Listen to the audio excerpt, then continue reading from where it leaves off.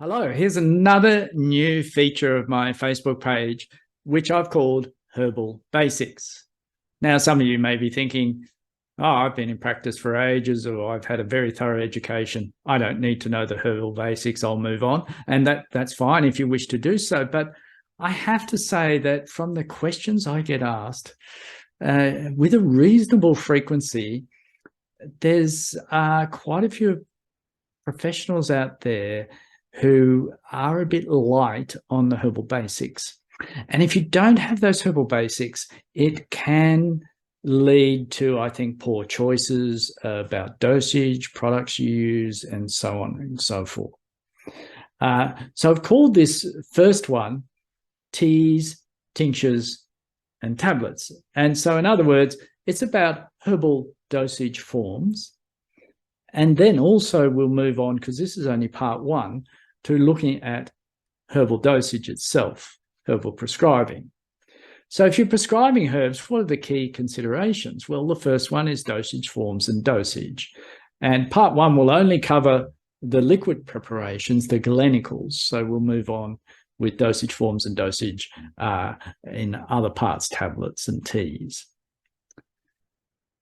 The other thing you have to do is look at quality issues and qualifying suppliers. So I will be talking about that boring topic of herbal quality, but it is really important to understand some of the fundamentals of herbal quality so you don't get caught out. And I hope you'll find what I do quite instructive.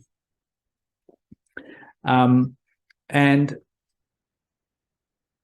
as I've shown here in the slide, that has two aspects. So it's understanding quality issues in a generic way, and then qualifying suppliers, looking at how they present their products, who they are, how they manufacture, and what they put on their labels. And this is particularly important for tablet and capsule products. So we'll go through all those over a series of presentations. But let's start with herbal dosage forms. There are three basic types of herbal dosage forms. You've got the galenical liquids, and they're extracts or tinctures, and I'll explain the difference between the two. And then you have the hot water extracts, which are infusions and decoctions. Now, they are incorrectly called teas. The tea is something you drink for pleasure, for, as a dietary thing.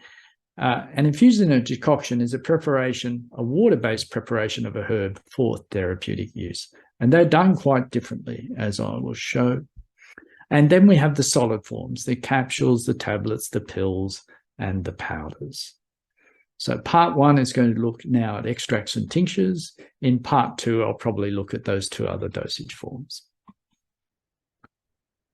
So these extracts or tinctures that are made by extracting a herb with alcohol and water, and that remain as a final liquid when that extraction is done, they're called galenicals. And that comes from Galen, the great medical writer, who I believe was Roman. And that's why they have that name. So when I use the term galenical, I'm using a more traditional alcohol water-based extract of a herb in liquid form. So they have a number of advantages. They're easy to formulate to a unique prescription for the individual. And I even wrote a book about that many years ago, as you can see.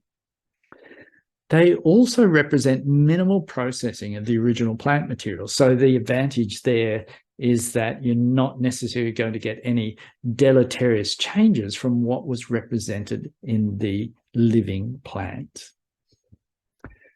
In many cases, although not necessarily, the phytochemicals being in liquid form can be better absorbed. You have a tremendous dosage flexibility. You can go from 1 drop, to 20 mils. So that's an order of 2 magnitudes of dosage flexibility with them, and it's very easily done. And then they're suitable for children, although taste, of course, can be an issue. But you need that dosage flexibility when you're working with children, and the liquid galenicals do that incredibly well. So liquids do have some disadvantages, of course. There's taste, as I've already mentioned. They do contain alcohol and water. You can make a liquid galenical not using alcohol and water, but that can have limitations and drawbacks that I might discuss in a future presentation. They're less suited to travel, particularly air travel. I've had patients pack my products into their cases and not pack them well enough, and they're all over their clothes by the time they arrive at their international destination. And they may require large quantities to achieve a therapeutic dose. That doesn't apply across the board, but for certain herbs it does, where you need a decent amount of them. And particularly if that herb, for example, like boswellia, is extracted in 90% alcohol, you're basically getting too much alcohol to go with it. So how are liquid galenicals manufactured? Well, they're manufactured firstly from either the fresh or the dried plant. And there are people online and everywhere and in companies who advocate, oh, you must use fresh plant. But to be honest, my experience is there's no great advantage from using the fresh plant, more a disadvantage because it's already got so much water in it. The preparation you make is inherently diluted by the water that's in the fresh plant. So there are a few exceptions, but generally the dried plant works incredibly well. And I would suggest that the abundant evidence for the efficacy of herbs, which you see on this Facebook page, is generated on dried plant extracts of various forms. Now, the ethanol water percentage is typically 25%, 45%, 60 or 90%.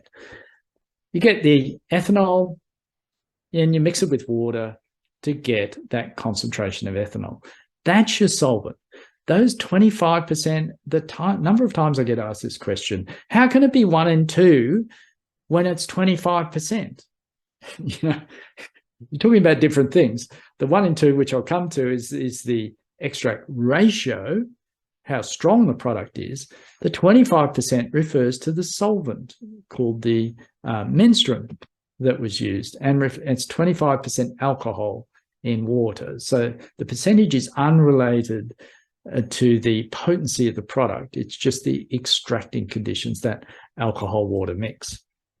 They can be manufactured by 2 processes, a soaking process called maceration or a dynamic flowing down process called percolation. It's not the same as coffee percolation, which is done with heat. This is done at room temperature normally.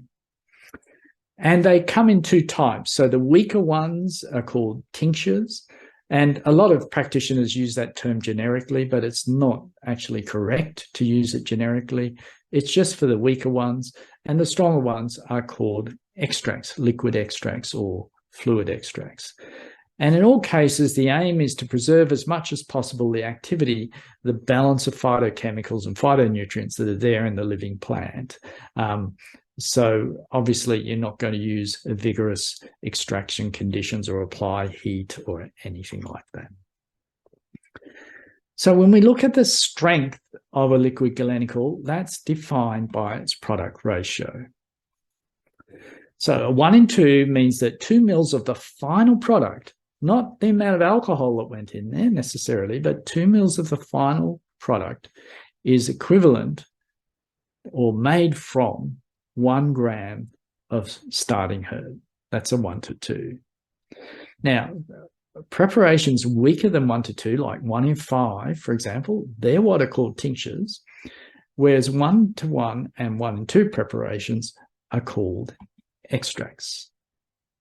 Because tinctures are weaker, they're more amenable to make them by this soaking process called maceration, whereas extracts are best made using percolation.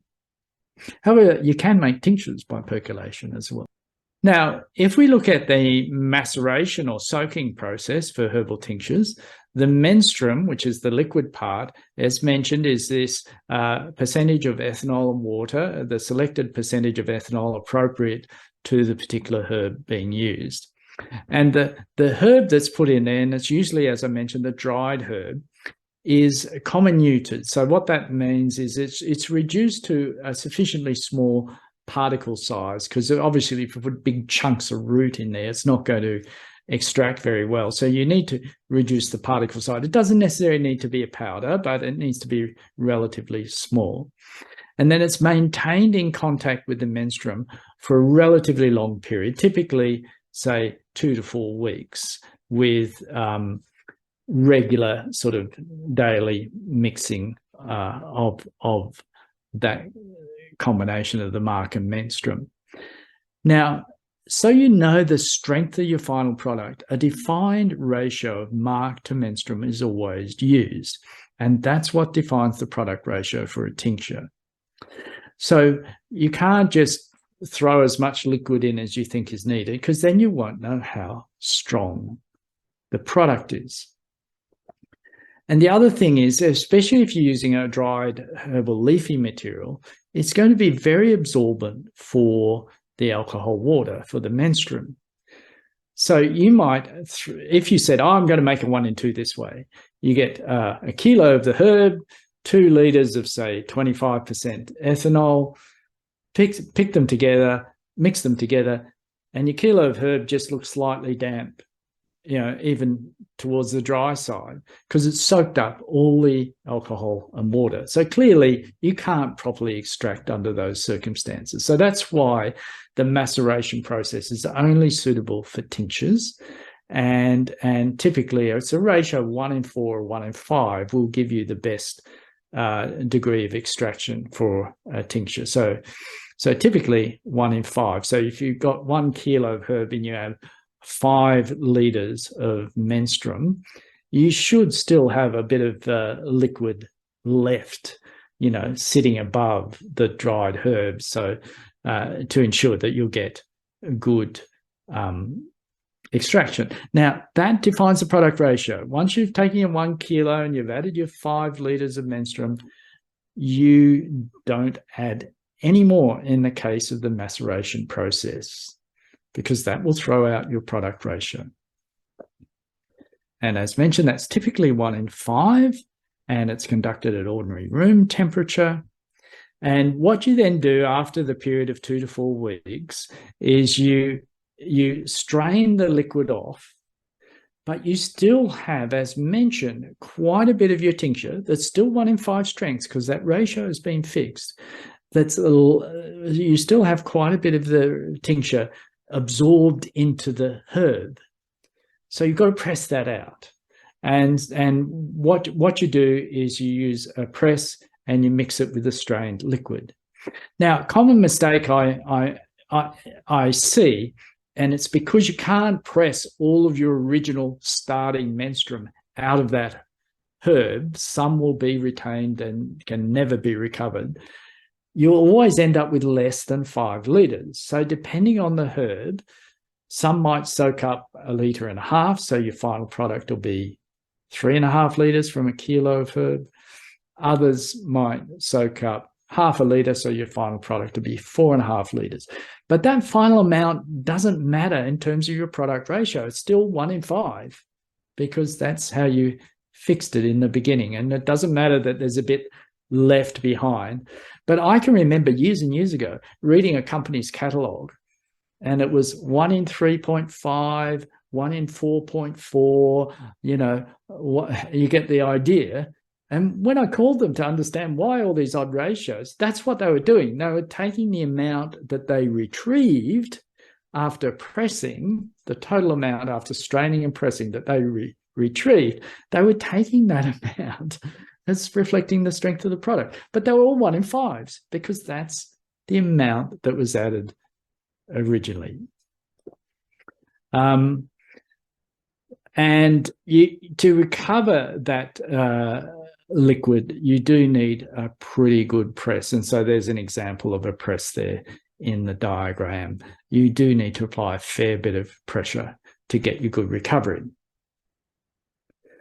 So you may think, oh, yeah, that's all basic. Yeah, I get it.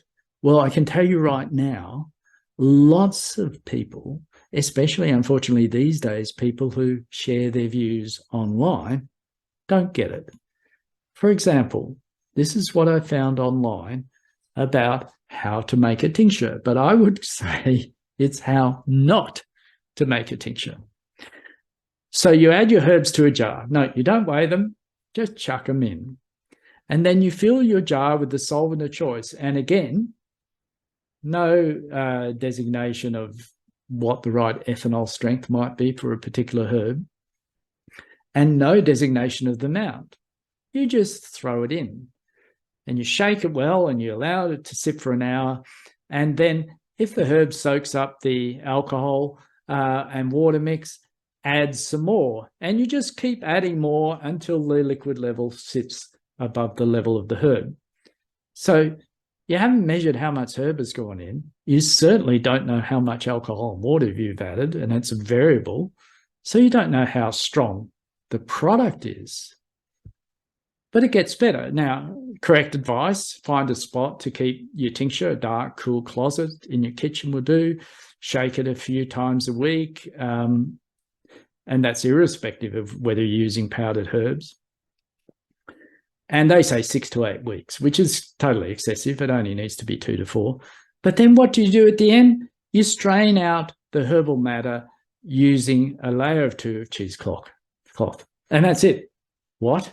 You don't press it?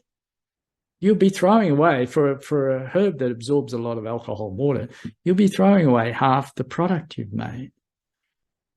So you don't know how strong your product is, and you've thrown half of it away. And this is advice online, so beware. So if we look at the percolation process for herbal extracts, that's done a much more elaborate process, but it enables you to achieve a stronger product.